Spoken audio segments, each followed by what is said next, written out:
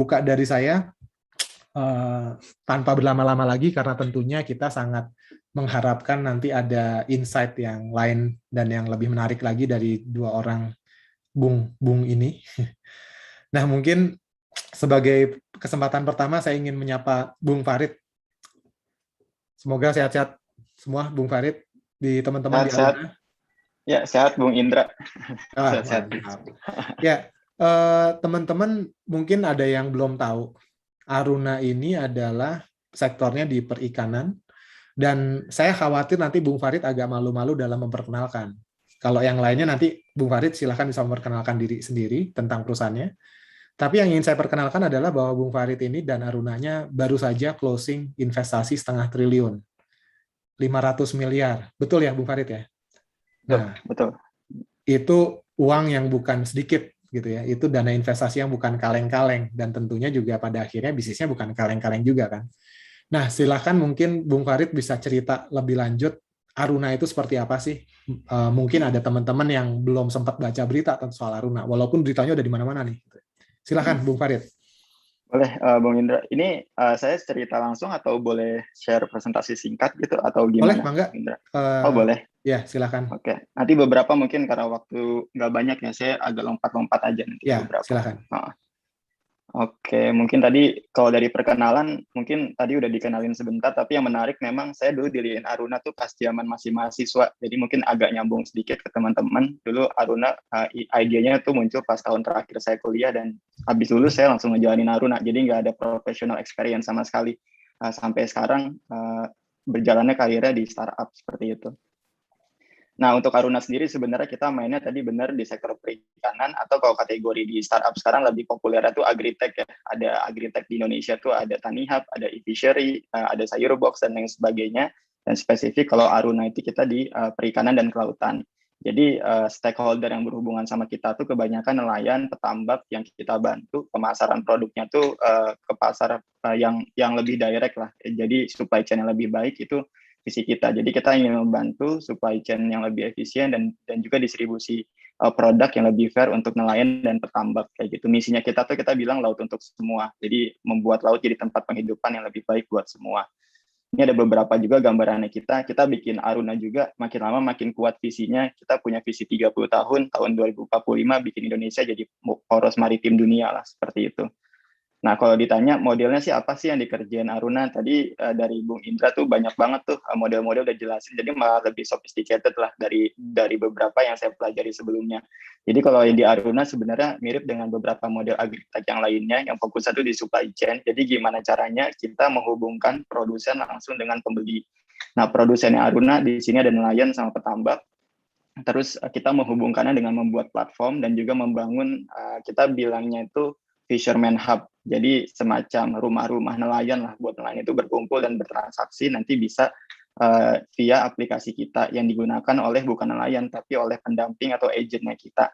Dan untuk marketnya itu kita fokusnya ke B2B, jadi kebanyakan pembeli skala besar yang membeli produk kita baik ekspor maupun yang domestik. Nah, kalau untuk teman-teman mau beli retail untuk Jabodetabek dan beberapa kota besar itu bisa dilihat di beberapa e-commerce. Jadi kita nggak membuat aplikasi khusus, tapi teman-teman bisa akses di beberapa e-commerce besar seperti Tokopedia, Shopee, terus juga Bukalapak, Gojek, dan GrabMart. Ini juga jangkauannya kita tadi. Jadi yang menariknya dulu pertama kali bikin Aruna, kita lokasinya bahkan bukan di Jawa, jadi di Kalimantan dulu. Titik pertama Fisherman Hub-nya kita. Jadi benar-benar kita menyesuaikan dengan masalah yang ada di lapangan. Kita datang ke Kalimantan, itu tempatnya salah satu founder kita, Mbak Utari, dia asalnya tuh di Kalimantan, di Balikpapan, tinggal di pinggir laut. Nah, kita bikin piloting project tuh di situ. Nah, sekarang dari Balikpapan berkembang ke Sulawesi, ke Papua, dan ke Sumatera, dan ke Jawa. Jawa tuh baru tahun lalu kita bikin. Jadi benar-benar memang yang kita kejar tuh daerah luar Pulau Jawa sebelumnya. Komoditasnya juga komoditas yang bernilai tinggi ya. Jadi mulai dari komoditas ekspor seperti rajungan, kepiting bakau, ikan-ikan kerapu, kakap, lobster, terus tuna, dan tipe-tipe yang lainnya. Market negaranya pun kita ekspor ke Amerika Utara, ke China, Asia Tenggara, dan juga domestik lokal kita ada. Nah, ini beberapa inspirasi mungkin yang teman-teman bisa pelajari di Aruna. Kita bikin pola seperti ini. Ada namanya pemberdayaan nelayan dan petambak di Aruna ya. Kita bikin agent yang kita sebut itu local heroes. Ini anak-anak muda seumuran kita-kita lah, umur-umur 17 sampai 35 tahun lah. Jadi yang jadi pendamping nelayan, terus dia menggunakan aplikasinya. Jadi nelayan itu fokus nangkep ikan aja yang berkualitas, terus juga diedukasi tentang kualitas produk, harga-harga yang lebih fair, terus juga dengan sustainability, penangkapan yang lebih sustain dan lain-lain.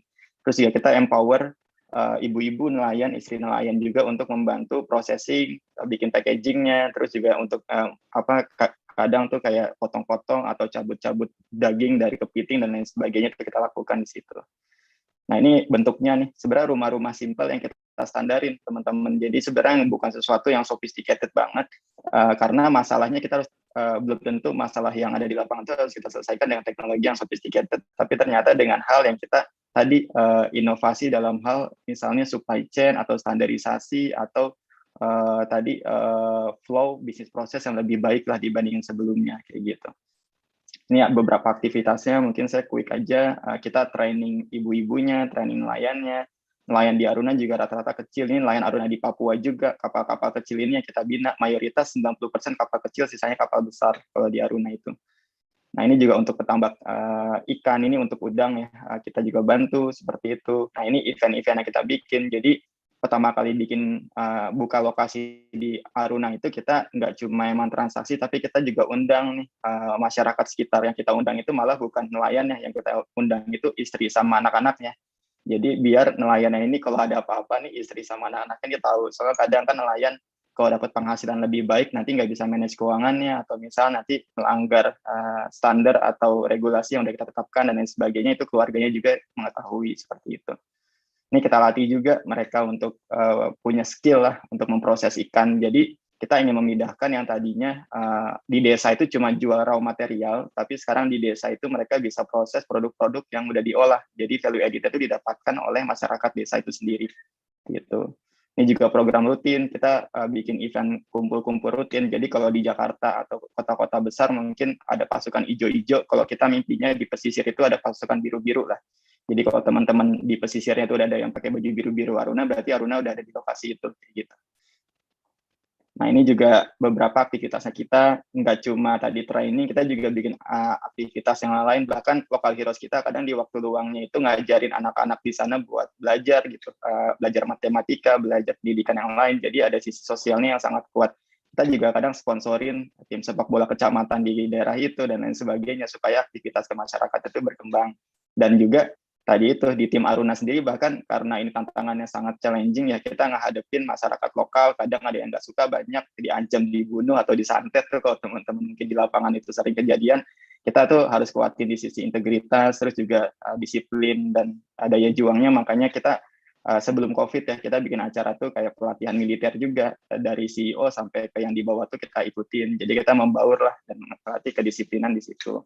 Jadi konsepnya Aruna sebenarnya tadi dengan supply chain yang lebih singkat, dengan dan produk yang lebih berkualitas, nelayan produksi lebih sedikit, tapi bisa menghasilkan lebih. Jadi nggak kayak sebelumnya nih, produksi sebanyak-banyaknya, kualitas nggak dipikirin, permintaan pasar juga nggak dipikirin, akhirnya banyak yang kebuang atau harga tuh rendah. Nah ini mungkin singkatnya yang gimana sih cara mulainya. Ini yang menarik karena dulu saya mulainya kan pas lagi kuliah ya. Jadi pas awal kuliah memang saya udah punya tujuan kalau saya lulus tuh saya mau bikin perusahaan, karena dulu saya baca bukunya Steve Jobs, baca bukunya Bill Gates, jadi kepikirannya tuh saya pengen bikin perusahaan teknologi.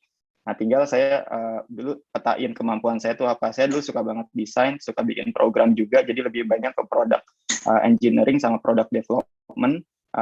Mulai dari yang saya suka di situ, saya juga jago di situ karena saya latih terus. Akhirnya saya dapat project-project freelance juga, pertama dibayar juga karena kesukaan saya di situ. Dan akhirnya ketika bikin Aruna, saya sadar kemampuan saya ini bisa jadi sesuatu yang dibutuhin sama masyarakat. Sorry, motong dikit boleh ya, Bung Farid? Yang tadi kan konsep Ikigai itu ya. Oh iya, Ikigai boleh, dari Jepang boleh. ya. Nah, ini konsep Ikigai. Jadi teman-teman kalau masih belum paham nih, baca aja Ikigai itu apa, nanti teman-teman akan menemukan ini gitu ya kebetulan. Baik, satu lagi Bung Farid, kuliahnya apa dulu ya? Oh, kuliahnya ini Pak Indra mau dibilang tadi. Oh iya, siap. Ya. Jadi kuliahnya saya emang di Telkom University. Tadi ada anak Telio juga saya lihat di chat. Jadi salam kenal juga juniornya berarti ya. S1 MBTI saya ngambil, dan waktu itu tuh ketika kuliah saya sengaja pilih jurusan ini, walaupun ini jurusan bukan ideal saya dulu daftar di alma mater ya Pak Bung Indra tuh nggak keterima Bung Indra di ITB tuh saya gagal. Jadi saya dapetnya di Telkom, tapi beruntungnya dapat jurusan yang pas. Jadi saya pilih dulu manajemen bisnis konten. Saya pelajarin tuh, pilih mata kuliah yang memang saya pikir bisa bersinggungan. Saya kan sebenarnya jurusan bisnis ya, tapi karena saya pilih mata kuliah yang terkait sama digital development, saya belajar coding. Jadi lucu, belajar ekonomi, tapi ada juga beberapa SKS belajar coding. Nah itu yang ngebikin saya jadi dalam ngelihat ekonominya sama ngelihat technical programnya kayak gitu. Itu aktif di lab, aktif di organisasi ya rekan saya itu bikin aplikasi juga dari zaman kuliah. Jadi jangan sia-siain Nah, tuh sorry, waktu nggak apa-apa kuliah. sambil Kadang ngobrol ya, Bung Farid. boleh. Nggak Nah, apa-apa. kalau Bung Indra boleh sambil Utari respon. sama Indraka, nah teman-teman yang lain nggak tahu, Iya, partnernya tuh ada Bung Indraka dan ada kalau cewek tuh Bung apa ya, Mbak Utari. wow, Mbak Utari. ada Kak Utari dan ada Bung Indraka. Nah, mereka berdua nih jurusannya apa ya? Sama MBTI juga, MBTI Bung semua ya? Indra, cuma beda konsentrasi. Jadi kalau saya tuh konten, Utari itu konsentrasinya tuh marketing, Indraka itu konsentrasinya tuh lebih ke operational, jadi ke bisnis operational. Jadi beda tuh kita konsentrasinya. Kita Konten, cuma kelas marketing, sedikit sama aja, kebanyakan operation beda ya? kelas. Iya, betul. Oke, lanjut Jadi, silakan. Oke. Jadi memang tadi beda-beda di situ. Ini juga tadi beberapa aktivitas yang terkait bikin bisnis, karena ada mata kuliah entrepreneurship, ada mata kuliah bikin apps development, saya coba bikin maksimal di situ. Terus juga di luar aktivitas kampus, saya banyak ikut lomba, kompetisi nih teman-teman, karena kalau jadi mahasiswa tuh leverage-nya tuh kita bisa banyak ikut lomba tuh, bisa ngumpulin uang di situ teman-teman. Jadi saya dulu dapat modal-modal awal juga dari banyak ikut lomba. Bukan sekarang dari lebih banyak lagi tuh Bung Farid. Iya, lebih banyak lagi kan kesempatannya Iya, lebih banyak lagi. Dibandingin Betul, periodenya Bung zaman Farid dulu lebih ya. banyak lagi. Betul. Jadi teman-teman harusnya lebih jeli ya memanfaatkan itu ya. Betul, malah terbuka dan hadiahnya malah lebih gede-gede saya lihat, iya. Bu Indra. Jadi buat ngumpulin modal nanti pas lulus tuh pas tuh sebenarnya kalau sekarang kayak gitu. Kayaknya Aruna bentar lagi juga ngasih pendanaan nih buat mahasiswa-mahasiswa. Wah, kita mau bikin programnya tuh Bu Indra, tapi nanti kita bakal launch. Tapi programnya. inilah kasih ke pesisir aja ya biar rata ya. Jadi iya, biar benar. berkembang, pesisir juga berkembang ya. Betul, Oke, lanjut. Seru. Nah, tadi benar Bung Indra, jadi banyak lomba itu kita juga nggak menang tiba-tiba. Kita ada 10 lomba kalah, baru menangnya tuh di tahun 2015. Kita akhirnya ikut beberapa lomba, menang, dan akhirnya dari uang itu kita kumpulin buat bikin event. Nah, dulu juga kenal sama Bung Indra kan dari Indigo Incubator. Sebenarnya Bung Indra ini mentor saya juga, agak jadi dulu saya juga banyak belajar juga di zaman-zaman di Indigo Incubator, terus juga menang kompetisi yang dibikin sama Pak Jokowi, Pak Luhut waktu itu di Hackathon Merdeka tahun 2015 kayak gitu. Nah, ini momen krusial ya, karena teman-teman coba berbagi kesempatan, pasti ada kesempatan itu jadi titik balik teman-teman gitu, dan teman-teman jangan nyerah, jangan berhenti di 1-2 event aja kayak gitu. Dan itu akhirnya kesempatannya luar biasa. Waktu itu ditemu presentasi ke Pak Jokowi, terus juga diundang meeting sama menteri-menteri. Ini satu experience yang nggak kita sangka-sangka sebelumnya, dan ngebikin akhirnya coverage yang besar buat kita dapat akses ke investor dan ke yang lain-lain kayak gitu. Nah, ini part terakhir mungkin beberapa menit lagi terkait lesson learn-nya itu mulai dari momentum. Kalau teman-teman lihat, Aruna berdiri idenya tuh tahun 2015, company-nya berdiri tahun 2016. 2015 ide, 2016 itu berdiri, itu karena salah satu momentumnya itu tahun 2014 kan Pak Jokowi waktu itu bawa momentumnya Indonesia negara maritim. Terus juga Menteri Kelautan Perikanan saat itu Bu Susi Pujiastuti itu media daring banget. Jadi kita pikir nih timing ide Aruna itu tepat saat itu, dan benar ternyata di-buy-in atau dibeli idenya itu sama media, sama industri, sama investor juga. Jadi ada effort yang akhirnya kita keluarin itu disambut baik sama masyarakat kayak gitu. Nah, itu karena timing. Bisa jadi ide teman-teman dikeluarin sekarang bagus banget, tapi timingnya nggak tepat, akhirnya nggak bisa berkembang. Baru setelahnya teman-teman bisa lihat ada dari tim, ide, bisnis model, dan funding. Funding bahkan terakhir, karena buat di awal teman-teman mau punya uang puluhan M atau berapa M gitu, kalau misalnya tadi timing sama tim yang nggak kuat, akhirnya cuma ngabisin uang aja kayak gitu. Ini juga tadi timing, tim kunci tadi di awal udah saya kasih clue-nya, saya Indraka sama Utari itu beda-beda konsentrasi ya, jurusannya sama memang MBTI, tapi konsentrasinya berbeda, jadi kita komplementer lah istilahnya kayak gitu. Terus juga fokus tadi benar yang komplementer, fokus ke kekuatan teman-teman. Kalau teman-teman udah jago di situ ya udah kuatin, tapi teman-teman cari tim yang pelengkap, jangan semuanya kerjain sendiri, karena ujung-ujungnya itu nggak bisa scale kayak gitu. Kalau semuanya teman-teman kerja saja, ada waktunya teman perlu bangun tim lah seperti itu. Nah, ini yang bagian yang selanjutnya juga terkait vision dan mission nih. Ini saya belajarnya malah dari kartun One Piece. Kalau teman-teman yang suka nonton One Piece, Nah itu biasanya ada apa tujuannya tuh mendapatkan harta karun One Piece, tapi setiap krunya itu punya mimpi-mimpi yang berbeda gitu. Nah di Aruna juga sama, mimpi saya, mimpi Indraka, mimpi Utari itu beda. Tapi mimpi kita bertiga tuh bisa tercapai kalau Aruna tuh berhasil kayak gitu. Karena saya punya mimpi bikin perusahaan teknologi yang mendunia. Kalau Indraka itu punya mimpi dia keliling Indonesia. Kalau Utari punya mimpi pengen bikin bisnis yang bisa ngangkat desanya gitu. Nah, sekarang tiga-tiganya ini perlahan tuh udah mulai kecapai gitu. Jadi kita di Aruna tuh lain banget lah bertiga, dan alhamdulillah masih kompak sampai sekarang karena visi yang tadi merangkul itu. Gitu. Sampai kita bikin value di Aruna tuh sekarang sebutannya tuh freedom. Ini teman-teman bisa baca, tapi freedom itu value kita ingin punya sesuatu yang bisa memerdekakan lah, karena tema tadi merdeka ya, kita juga ingin memerdekakan perekonomian masyarakat pesisir seperti itu. Dan juga failure-nya mungkin tadi yang tim, ini misi visinya kita tadi yang menguatkan kita bikin laut untuk semua, terus juga visi jangka panjangnya bikin poros maritim dunia. Nah, kalau teman-teman lihat sekarang ke pesisir pantai pasti kumuh, sampah, tempat tinggal masyarakatnya itu jelek-jelek. Kita mimpinya nanti kalau ada Aruna bisa jadi lebih baik lah kayak gitu. Nah, ini 2 slide terakhir mungkin ngasih tahu ke teman-teman juga, Indonesia tuh besar banget. Jadi masalahnya perikanan pun ya di Aruna tuh cuma fokusnya di supply chain sama distribusi. Belum ngomongin aquaculture dan lain-lain. Jadi peluangnya sangat besar. Dan mimpi kita ini kalau Cina negara manufacturing punya Alibaba, Thailand negara pariwisata punya Agoda, Indonesia negara maritim punya Aruna di perusahaan global seperti itu. Nah ini poin quote terakhir saya sih. Jadi teman-teman ini kalau kata Pak Indra kan, atau Bung Indra ini kan mau jadi entrepreneur atau founder startup ya. Jadi siap-siap nih, nggak gampang. Jangan cuma lihat yang enak-enaknya aja. Tapi perjalanan kayak 5 tahun di Aruna itu perjalanan yang sepi lah. Ada masa-masa 1-2 tahun pertama itu saya lihat teman-teman kok udah punya karir bagus, punya gaji bagus, tapi kita boro-boro punya gaji.